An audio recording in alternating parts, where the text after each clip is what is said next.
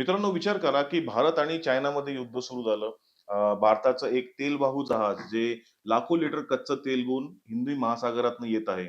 त्या तेलाची गरज आहे आपल्या सैन्याला, आपल्या उद्योगांना आणि आपल्या देशाला. आता त्या जहाजाच्या चालक दलाला हे माहीत नाहीये की चायनाची जी नेव्हल पॉवर आहे, ती त्यांना आधीपासूनच त्यांच्याकडे पाहत आहे.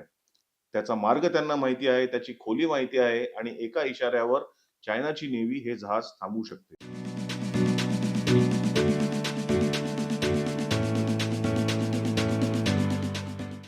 ही कुठली कल्पना नाहीये मित्रांनो, हे सत्य आहे. गेल्या 5 वर्षामध्ये चायनाने आपल्या हिंद महासागराचा प्रत्येक मार्ग, त्या मार्गामध्ये खोली किती आहे, तो प्रवाह कसा आहे, त्याचा स्पीड कसा आहे, या सगळ्याचा डाटा आपल्या नकाशामध्ये उतरून घेतलेला आहे. आपल्या समुद्रात, आपल्या डोळ्यासमोर. स्वराज्य चॅनलवर तुमचं स्वागत आहे. मित्रांनो, आजची ही माहिती भारताच्या सागरी सुरक्षेकरता एक इशारा आहे. मित्रांनो, रॉयटर्स या वृत्तसंस्थेने 5 वर्षाचा डेटा तपासला आणि 42 अशी चायनीज जहाजं शोधली, जी प्रशांत हिंद आणि आर्क्टिक महासागरामध्ये फिरत आहेत. त्यापैकी किमान 8 जहाजांनी समुद्र तळाचं मॅपिंग केलेलं आहे आणि बाकीच्या 10 जहाजांवर पण अशी उपकरणं आहेत, जी हेच काम करतायत. मित्रांनो, समुद्री युद्धाचा एक मूलभूत नियम असतो. जो देश, जी नेव्ही समुद्राचं वातावरण समजून घेते, तापमान किती आहे, समुद्राचे प्रवाह किती आहे, समुद्र तळाची रचना कशी आहे, तो नौसेना युद्धामध्ये आघाडी घेतो. कारण त्याच माहितीवरनं ठरतं, की कुठली जहाजं कुठे जाणार, कुठल्या पाणबुड्या कुठे लपून बसणार आणि कुठून हल्ला करायचं आणि त्याचबरोबर व्यापारी जहाजांना कुठे कोंडीत पकडता येईल. आणि चायना ही माहिती पद्धतशीरपणे गोळा करत आहे.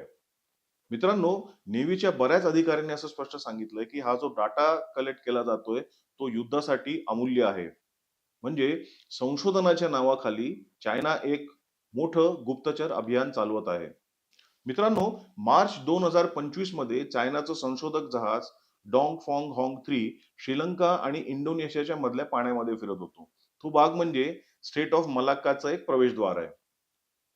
मित्रांनो, या संबंधी मी एक व्हिडिओ बनवला होता. त्याची मी लिंक डिस्क्रिप्शन मध्ये टाकेल. मलक्का स्टेट ही चायनाची सर्वात मोठी कमकुवत जागा आहे. चायनाच्या जवळ-जवळ 80% ऊर्जा आयात याच मार्गाने जाते.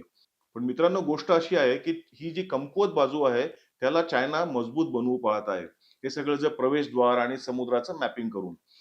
आणि एक महत्त्वाची गोष्ट, ही संशोधन जहाजे जी आहे, ते कधी-कधी त्यांचा ऑटोमॅटिक आयडेंटिफिकेशन सिस्टम म्हणजे ए-आय-एस किंवा जी-पी-एस बंद करतात.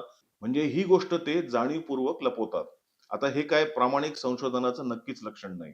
मित्रांनो, या सगळ्या प्रकारामध्ये 3 मोठे धोके आहेत. पहिला धोका म्हणजे आपल्या व्यापारी जहाजांना आणि आपल्या नौसेनेच्या जहाजांना पण धोका संभवतो. भारत आपल्या ऊर्जा गरजांचा मोठा भाग समुद्रातनं आणतो.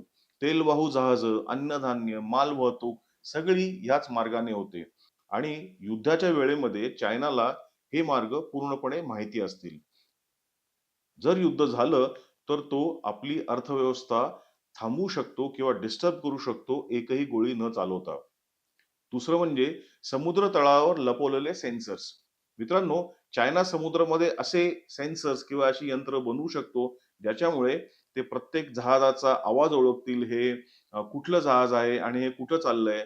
म्हणजे भारताच्या ज्या समुद्री हालचाली आहेत, त्या त्याला आधीच कळतील.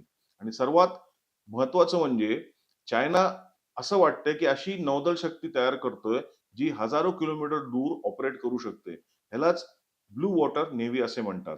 मित्रांनो, हिंद महासागरामध्ये हे भारताच्या सागरी प्रभुत्वाला डायरेक्ट आव्हान आहे. पण चांगली बातमी ही आहे, की भारत शांत बसलेला नाहीये.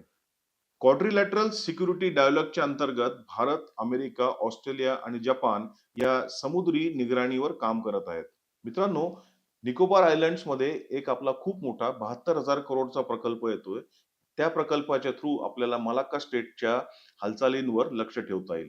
भारतीय नौदल नवीन युद्धनौका घेत आहे, बनवत आहे. समुद्री गस्त वाढवली गेलेली आहे. पण मित्रांनो, ज्या वेगाने चीन पुढे जातोय, त्यापेक्षा जास्त वेगाने आपल्याला पुढे जावं लागेल. कारण ज्याला समुद्र समजतो, तोच समुद्रावर निर्णय ठेवतो. मित्रांनो, समुद्राच्या खोल भागामध्ये एक लढाई सुरू झालेली आहे, जी आपल्याला दिसत नाही, पण ती खरी आहे. चायनाची जवळ-जवळ 42 जहाजं, शेकडो सेन्सर्स हे सगळं एका मोठ्या रणनीतीचा भाग आहे. आपली व्यापारी जहाजं, भारताची जीवनरेखा आहेत आणि त्यांची सुरक्षा म्हणजे देशाची सुरक्षा. मित्रांनो, हा व्हिडिओ तुम्हाला आवडला असेल तर चॅनलला लाईक करा, सबस्क्राईब करा आणि हा व्हिडिओ जास्तीत जास्त लोकांपर्यंत पोहोचवा. जय हिंद, वंदे मातरम, हर हर महादेव.